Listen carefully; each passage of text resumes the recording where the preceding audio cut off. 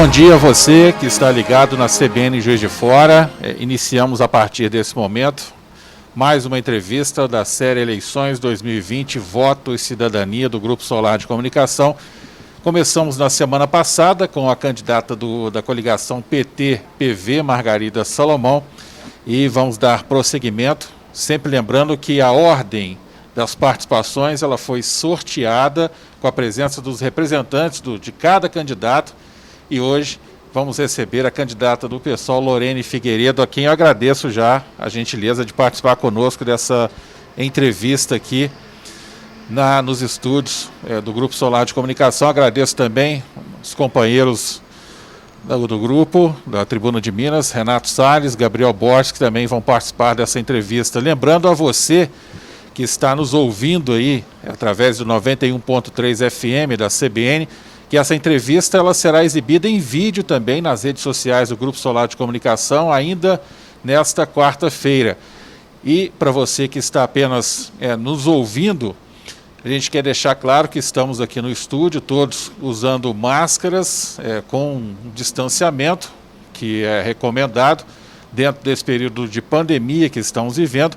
Mas quero já lembrar a candidata Lorene que fique à vontade em alguns momentos da entrevista, né, já que ela vai até meio-dia, sem intervalo, para que eventualmente possa tirar a máscara e fazer uso aí da água, porque realmente o calor não está fácil nessa quarta-feira também, ainda que estejamos no ar-condicionado. Mas, candidata, quero inicialmente, já agradecendo como fiz há pouco, pedir que você aproveite essa oportunidade que tem aqui nessa entrevista de se apresentar à cidade de Juiz de Fora, que as pessoas possam conhecê-la melhor antes da gente falar das suas propostas como candidata à Prefeitura de Juiz de Fora. Bom dia. Bom dia a todos, bom dia Ricardo, bom dia aos ouvintes e aqueles que nos verão depois em vídeo. Agradecer também a oportunidade de estar aqui, né? Dizer que o Grupo Solar cumpre um papel importante na democratização do acesso à informação e na participação do debate político, né? Num cenário de restrição de participação popular, de criminalização de ativistas e tudo, vocês cumprem um papel importantíssimo na defesa da vida republicana. Então, quero saudar muito essa iniciativa, né, e dizer da nossa alegria de poder participar com um tempo tão dilatado, né, o que faz com que a gente possa qualificar esse debate. Quem é Lorene? Lorene tem 35 anos de magistério. Dos 6 anos em diante, Lorene já deu aula para todo mundo, todas as idades, níveis e modalidades de ensino. Só não dei aula em comunidades indígenas e quilombolas, mas até na educação especial eu tive passagem com alguns alunos e tal. E depois de um certo tempo, formada em História, me graduei em Educação, né, no mestrado, e no doutorado em Políticas Públicas, discutindo reforma administrativa, né? Analisando os processos de transformação das relações de trabalho dentro do serviço público. Lecionei 10 anos na Federal Fluminense, como professora concursada, depois prestei concurso para cá, para voltar para casa, né, porque eu moro aqui há 23 anos. Lorene é filha de uma mulher que começou a trabalhar aos 10 anos como empregada doméstica e de um carteiro. Da periferia do Rio de Janeiro, da Zona Oeste, uma região complicada do ponto de vista de conflitos, com milícias e tal. E como mulher periférica, eu digo sempre que a gente tem um partido, né? A gente toma partido não só nas eleições, mas na vida.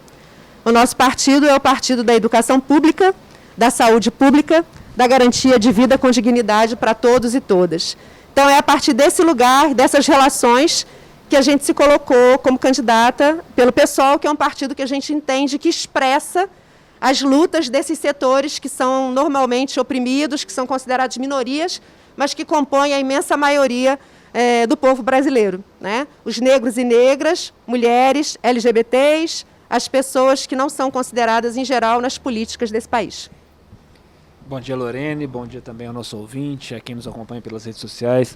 Lorene, eu queria seguir nesse ponto que você termina a sua fala, em que você fala do partido, do projeto do PSOL. O PSOL é um partido mais recente que vem tendo um crescimento, em especial na sua terra natal, no Rio de Janeiro. O partido está bem consolidado, tinha uma candidatura muito forte que acabou retirada do páreo na reta final do processo eleitoral. Mas, enfim, eu queria falar do PSOL em Juiz de Fora. O PSOL em Juiz de Fora ainda precisa se estruturar e se viabilizar do ponto de vista eleitoral. O partido, em 2016, teve uma candidata à prefeitura, a servidora pública federal Maria Ângela. Em 2012, o partido compôs com o PSTU, indicando o candidato a vice na chapa encabeçado pela Vitória Mello. Na ocasião foi o professor Valdir Giacomo. Enfim, nesses dois projetos anteriores, o desempenho eleitoral do ponto de vista das urnas, de fato, foi muito aquém do esperado, muito abaixo. O que o pessoal apresenta de novo nesse processo eleitoral para tentar se viabilizar com uma força eleitoral na cidade? A gente sabe das dificuldades do cenário político que a gente se encontra, né? De um avanço muito grande do conservadorismo, da extrema-direita, do uso de redes sociais para divulgar notícias falsas. O PSOL é um partido que sofre muito o impacto, né, das notícias falsas, mas a gente sabe que, na verdade, não é notícia, é mentira mesmo, né? Vamos dar nome aos bois. E isso tem complicado um pouco a participação. Por outro lado, existe já há algum tempo também um medo das pessoas de que esse projeto ultraconservador, reacionário, de extrema-direita, que está expresso hoje na política nacional, que ele avance e que ele ganhe capilaridade. Então, a gente sabe dessas contradições e das dificuldades.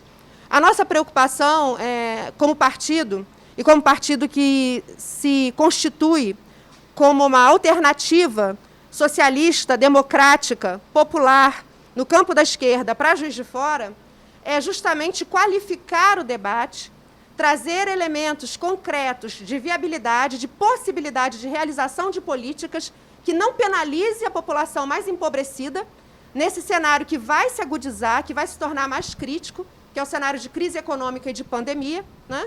E propor uma alternativa consistente para uma política municipal. E, a partir daqui, a gente fazer o movimento contrário, né?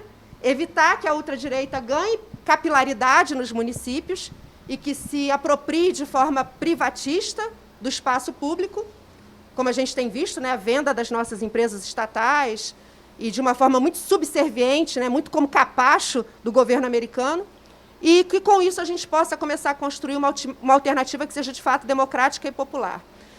E por que a gente acha que o partido pode cumprir esse papel? Porque a gente trabalha com a ideia do trabalho coletivo, né? E, nesse sentido, nós estamos muito felizes com o trabalho que a gente conseguiu realizar. Porque, ainda que a gente tenha um grupo de filiados que é pequeno comparado com os outros partidos, nós temos uma franja, né? Um conjunto de pessoas que é muito simpatizante, que vê o PSOL com muita alegria, com muita simpatia, e que saudou a nossa candidatura. Tanto que a gente teve a ajuda de mais de 100 pessoas na construção do nosso programa de governo. Então, a gente acha que a gente tem as condições, que a gente reúne as condições para apresentar esse projeto e ter um desfecho favorável nessas eleições. Bom dia, candidata. Primeiramente, Bom dia. gostaria de agradecê-la por participar aqui dessa batina conosco. Bom dia, Ricardo. Bom dia, Renato. Bom dia também à amiga e ao amigo ouvinte da Rádio CBN. Candidata, ainda um pouco na cauda da pergunta do Renato, eu gostaria também de questioná-la sobre alguns pontos do PSOL aqui em Juiz de Fora. O primeiro evento, o lançamento da campanha da senhora foi no bairro Dom Bosco, na Casa Nós por Nós, logo no primeiro dia de campanha, no dia 27 de setembro. E o PSOL, ao contrário de alguns outros partidos de esquerda, ele não é muito ligado a movimentos basilares como os sindicatos, por exemplo, principalmente aqui em Juiz de Fora. Eu gostaria de saber como que a senhora,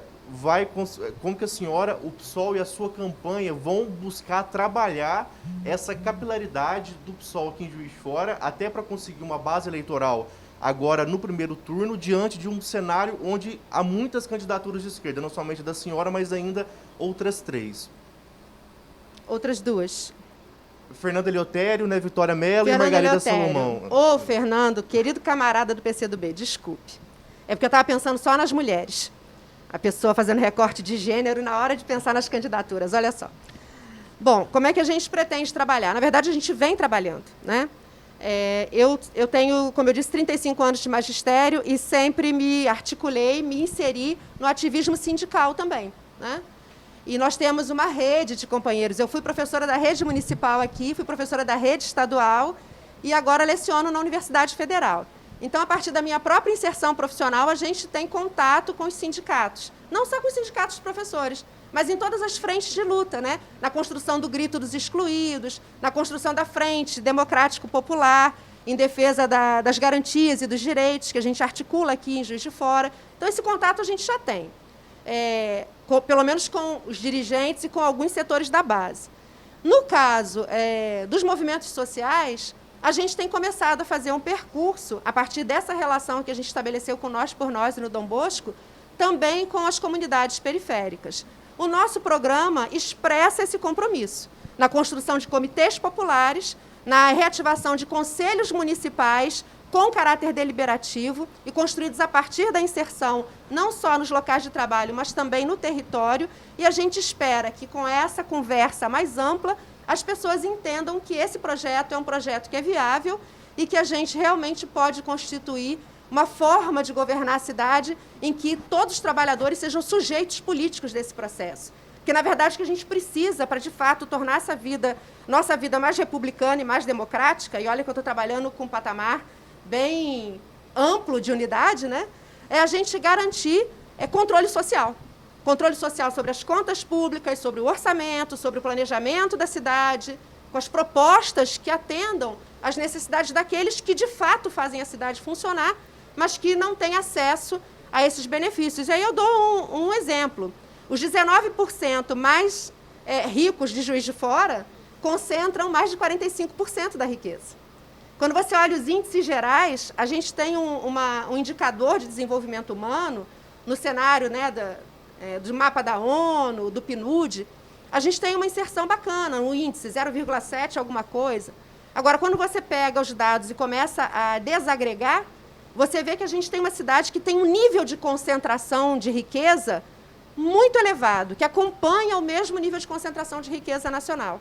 Nós temos a terceira cidade mais desigual do ponto de vista racial. Mas, Lorena, perdão te interromper, dá para a gente mudar isso a partir da cidade, a partir do município? Porque essa é uma discussão, como você falou, passa por toda a discussão nacional, por um problema de tributário, uma reforma tributária que é necessária, uma reforma progressiva, e não os impostos regressivos que a gente tem no país. Enfim, isso é um problema claro e colocado.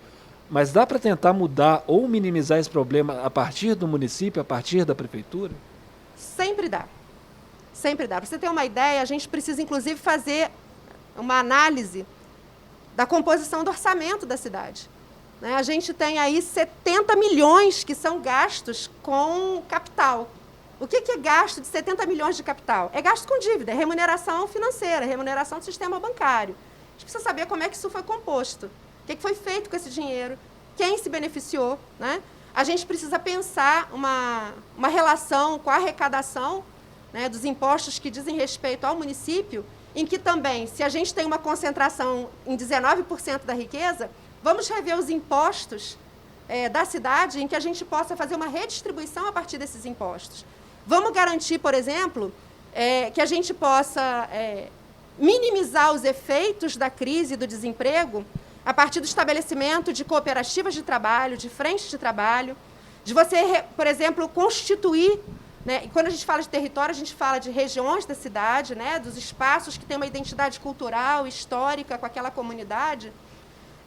Por exemplo, os centros de referência de assistência social. Quando você pega os dados de Juiz de Fora, isso foi um problema. A gente que vem da universidade, como alguns colegas que compuseram o nosso plano de governo, a gente vai fazer pesquisa, a maioria dos dados de Juiz de Fora são de 2010. É uma dificuldade enorme para a gente encontrar dados sobre a cidade. O que isso diz para a gente? Diz do completo abandono desses equipamentos sociais, do desinvestimento em políticas públicas que garantam, pelo menos, diminuir o impacto, né, desses efeitos que você coloca, muito bem colocado, da questão dos impostos. A gente não pode mudar o âmbito do governo federal diretamente, obviamente, mas a gente pode criar, inclusive, condições para que, a partir do nosso debate público na cidade, a gente convença as pessoas que a gente precisa se mobilizar. Né? Porque a gente vê um monte de empresário falando da carga tributária. O Brasil não tributa riqueza, o Brasil tributa consumo. Então, quem mais paga impostos nesse país é quem ganha até 3 salários mínimos. Isso é vergonhoso, né? É indecente. E aí, muitas vezes, quando os empresários começam a discutir reforma tributária, é para desonerar ainda mais, né, os seus recursos, e acaba que pega a população desavisada nessa conversa, porque parece que as pessoas estão falando da mesma coisa, mas não estão. Então, acho que é muito importante que a gente faça esse debate e que a gente possa reconstituir a partir dos impostos municipais, instrumentos para minimizar os efeitos da crise, como a gente falou. Resumindo, a gente é do time que acha que o pouco com Deus é muito e que a população mais pobre, desempregada, desassistida não pode continuar pagando pela crise. É isso. Candidata Lorene, eu quero insistir um pouquinho na questão ideológica, antes de discutir mais a situação da cidade, pelo seguinte... Vou até beber água, gente. Fica à vontade, candidata, até porque eu vou estender um pouquinho mais a minha pergunta aqui. O pessoal sempre se mostrou um partido incomodado com a situação, e pelas suas palavras iniciais você deixa isso bem claro. E não só do ponto de vista de administração, não, mas do próprio processo eleitoral. Mas ontem a Folha de São Paulo trouxe uma reportagem que diz o seguinte: PSOL contradiz discurso pró-minorias ao distribuir verba eleitoral. Os candidatos, inclusive citando uma candidata de São Paulo, uma mulher negra, que disputa a eleição para vereadora lá em São Paulo, que vai receber cerca de 1/10 do valor de candidatos à reeleição, ou seja, homens brancos. Essa contradição do partido é uma coisa isolada? O pessoal ainda tem correções, imperfeições que precisam ser corrigidas? O PSOL é um partido, gente, não é uma comunidade de santos, né? A gente tem mecanismos internos que a gente busca usar para corrigir essas divergências. Eu não li a matéria, vou falar do que eu não vi, então posso cometer algum equívoco aqui, então vou colocar mais ou menos a minha posição em relação a esses processos e dizer como que a gente fez isso aqui em Juiz de Fora. Nós tiramos no Congresso do PSOL uma orientação nacional de distribuição de recursos que visa a reparação histórica, né? O que é reparação histórica? É justamente reconhecer que os setores mais oprimidos na sociedade, mais explorados, têm uma maior dificuldade para participar dos processos políticos e dos processos em geral, né? Acesso a emprego formal, formação qualificada, enfim. Então, dentro das estruturas do PSOL, a gente busca corrigir ou, pelo menos, minimizar os impactos desses processos. A nossa deliberação nacional de Congresso resultou numa resolução que a gente implantou aqui de forma literal, né? Com um debate no diretório, com uma plenária, com votação e com uma votação que chegou ao consenso. A gente sabe que, muitas vezes, isso acontece em todos os lugares, pessoas que já se apresentam como uma liderança e que têm uma expressão consolidada, em geral homens brancos, porque têm, inclusive, mais facilidade de participar dos processos políticos, podem se sentir incomodados. Aqui a gente fez um debate, que foi um debate de natureza pedagógica. A gente ganhou os companheiros no convencimento. Porque muita gente acha que mas o certo seria distribuir de maneira igual. Bom, seria distribuir de maneira igual se houvesse igualdade concreta no âmbito da sociedade. Né? Se você quer garantir a oportunidade para que outras pessoas que historicamente foram excluídas desses processos participem, a gente precisa fazer um mecanismo de compensação. Né? Por exemplo, eu sou mulher, eu sou autodeclarada negra, mas no IBGE eu sou parda. Né? Eu nunca sofri, pela pigmentação que eu tenho, os mesmos processos de racismo e de exclusão que minhas companheiras negras. Eu não faço uso desses recursos para me colocar, mas entendo a importância de garantir. E, ainda assim, a intensificação do trabalho, a sobrejornada, a dificuldade de participar quando os filhos são pequenos, está presente. Então, o que a gente pode fazer, no mínimo, é garantir maiores condições para que a pessoa possa divulgar as suas propostas. Né? Em São Paulo, deu problema. Acredito que, na medida que essas contradições vão aparecendo, a gente pode tomar isso como uma experiência pedagógica e ajudar a educar os nossos companheiros. Porque quem assinou uma ficha de filiação no PSOL não deixou de ser machista, né? Não deixou de ser racista, não deixou de ser LGBTfóbico. O que a gente faz é um processo de formação interno para que as pessoas adquiram uma tomada de consciência mesmo, da importância de mudar esses comportamentos, porque são coisas que estão naturalizadas na sociedade. Né? A gente reproduz sem perceber que está reproduzindo. Até numa piada, num ditado popular, porque está atravessado em todas as estruturas da sociedade. Então, essa tomada de consciência é um processo pedagógico. A gente não foge do problema, não, ele existe, mas a gente enfrenta. Eu acho que essa questão ideológica que o Ricardo citou e partidária vai permear toda a nossa conversa, até porque o pessoal se coloca na discussão eleitoral, de fato, como um partido que tenta trazer propostas e não como candidaturas personalistas. Mas eu queria, Lorene, começar a pisar um pouco No plano de governo que você protocolou junto ao TRE, é um plano de governo até diferente das outras candidaturas, que em geral protocolam um esboço e apresentam um projeto maior ao longo do processo eleitoral, já é um plano de governo bastante substancial, tem 124 páginas, salvo qualquer lapso. Eu queria tocar num assunto que acho que o eleitorado deve esperar uma maior gama de propostas vinda de você, porque você é uma professora da Faculdade de Educação da Universidade Federal de Juiz de Fora.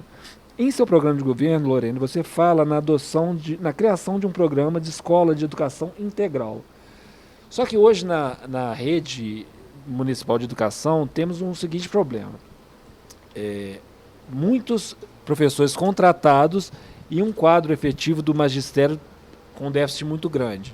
A própria Prefeitura Municipal admite hoje a necessidade de realização de concurso público, porém ela quer mudar a carreira, porque ela argumenta que se você manter o atual padrão da carreira com a evolução horizontal dos vencimentos, isso vai bater no teto da Lei de Responsabilidade Fiscal muito em breve. Enfim, como você pretende propor esse programa de escola de educação em tempo integral com o atual quadro de magistério? É necessário um concurso? Esse concurso dá para fazer nas atuais normas da carreira ou tem que mudar, como defende o atual Poder Executivo? Bom, em primeiro lugar, eu quero assumir aqui o compromisso com os meus colegas da educação básica. Eu comecei a dar aula aqui como professora da rede municipal no ano 2000. Né? Nós não tínhamos sequer critérios públicos de contratação. Foi na greve de 2000, no meu primeiro ano de contratada, que eu participei do comando de greve, que a gente conquistou os critérios públicos de contratação, que, aliás, a reforma administrativa proposta pelo ministro Paulo Guedes e por Bolsonaro pretende, inclusive, jogar por terra uma conquista nossa, a questão do concurso público, né? Que é reinserir o trem da alegria, o INDICA, que a gente superou aqui em Juiz de Fora só no ano de 2000, no magistério. Então, isso para nós é uma questão muito séria. Eu quero assumir aqui o compromisso com os nossos companheiros de que a gente não retira direitos, então a gente não mexe em carreira, né? E que a gente tem o compromisso de fazer avançar a estabilidade, que é um problema, inclusive, que vai aparecer no que diz respeito à Previdência. Dizer, a gente está com um rombo na Previdência, mas se metade da rede é contratada, ela vai contribuir pela CLT, vai para o INSS. Não vai para o Fundo de Previdência do trabalhador do município. Então, isso é uma questão. A outra questão diz respeito justamente à oferta da educação integral. A gente acha que a educação integral ela é um direito da criança e do jovem, né? Ela facilita, inclusive, o combate a uma série de problemas, né, de crianças em risco social, né, dessa vulnerabilidade social que está presente, inclusive por conta do aprofundamento da crise, e que a gente vai estabelecer com os nossos companheiros um estudo para garantir que isso possa ser viabilizado. Qual é a nossa dificuldade hoje para dizer para você, vai ser com esse recurso e desse jeito? Exatamente o acesso às contas da Prefeitura. Se você for olhar o nosso planejamento, a gente tem a parte de economia e orçamento e de urbanismo e meio ambiente como sendo os setores mais consistentes no projeto, né, no plano. No entanto, a gente ainda precisa desagregar os dados, porque aquilo ali é um negócio meio nebuloso, né? Agora, a gente sabe que os recursos existem. A gente sabe que a gente pode redistribuir esses recursos. E o que a gente vai fazer é garantir que aquilo que é direito social seja mantido com qualidade. Então, nós vamos fazer os concursos na medida que a gente consiga viabilizar do ponto de vista legal. A gente vai ter que analisar a legislação. Sempre é possível, né? A prova disso é que tem uma legislação muito rigorosa no que diz respeito a eleições e tem um monte de caixa 2, né? Então, para achar brecha, todo mundo acha. Então, nós vamos organizar esse setor de trabalho, fazer um grupo de estudo e viabilizar do ponto de vista técnico, político, que isso se dê. Isso é um compromisso nosso, né? E nós não vamos rompê-lo. Candidata, ainda na educação, não há previsão para que as aulas presenciais da rede municipal voltem. Sim. Eu gostaria de saber o que a senhora pensa exatamente sobre essa questão e se há algum condicionante para fazer com que a senhora pense que as aulas podem voltar ainda no começo de 2021, caso seja eleita, logicamente. Não existe a possibilidade da gente afirmar que a gente pode voltar com aula presencial no início de 2021, até porque nós não fizemos o dever de casa. Nós somos o segundo país do mundo que tem maior número de mortos por Covid e mortes absolutamente evitáveis. São mais de 147 mil mortos hoje, daqueles que são comprovados, né? Nós chegamos à casa vergonhosa dos 4 milhões de infectados. E, segundo várias organizações de saúde e cientistas no âmbito mundial, não existe essa coisa da imunidade de rebanho, né? Então, isso é um problema.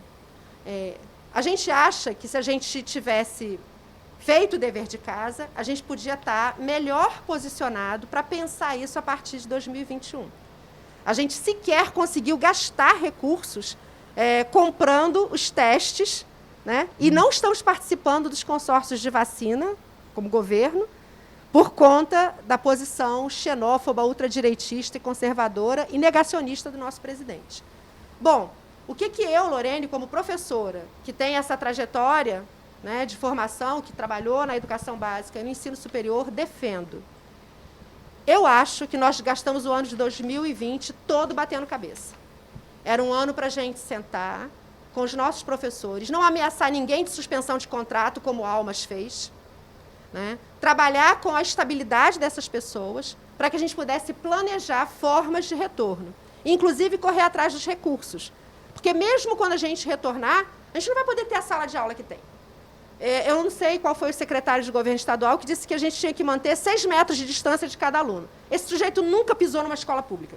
Ele não sabe o que é uma estrutura interna de uma escola. Então, a gente precisa, inclusive, de obras para poder acolher esses alunos de novo. E isso tem que ser prioridade. Porque o que os governos têm feito é dizer, vai como pode, e isso implica em aprofundar a exclusão dos mais pobres, né, dos periféricos, do pessoal que está em área rural. Então, ainda em relação ao ensino remoto, eu acho que a gente tem problemas gravíssimos, que não dá nem para garantir que, via internet, a gente vai conseguir atender e que vai atender com qualidade, porque eu, inclusive, não defendo o ensino remoto. Então, tirando tudo isso, o que eu digo? Não dá para voltar. É uma situação extremamente complicada. Precisava que nós tivéssemos o poder público, e da nossa parte a gente assume esse compromisso, atuando de forma mais incisiva para garantir que as pessoas pudessem ter feito a quarentena com qualidade. Vamos ter que pensar alternativas para essas crianças que estão em casa e que os pais estão sendo obrigados a trabalhar porque patrão não espera, né? Quem está no setor público ainda consegue trabalhar em forma remota, tem rodízio e tal. Mas na iniciativa privada é a barbárie. E se a gente não tivesse uma atuação do setor público, como a gente não teve uma atuação do setor público, né, do governo, assumindo esse compromisso de combate à pandemia, tudo se torna mais dramático. O que a gente não vai fazer é expor criança a risco e nem professor. A gente não vai voltar. Ah, mas vai perder o ano. Perdeu, 2020 foi embora. Vai perder 2021. Pode perder. A gente tem crianças que, inclusive, repetem, e as pessoas não se preocupam com essas crianças que repetem. E acho que tinha que parar para todo mundo. Porque, na iniciativa privada, os professores, os próprios pais, os estudantes reclamam da barbárie que é a forma de ensino remoto. Não funciona adequadamente para ninguém. Ainda mais nessas condições, né, das pessoas afetadas psicologicamente. Então, na minha opinião, perde-se o ano, mas não perde-se a vida. A gente para, bota o pé no freio e pensa junto como que a gente vai resolver isso, de forma que a gente minimize os efeitos dramáticos. O que a gente não vai fazer é aumentar a estatística dos 147 mil mortes com professor e com criança. Isso não. Em primeiro lugar, a vida.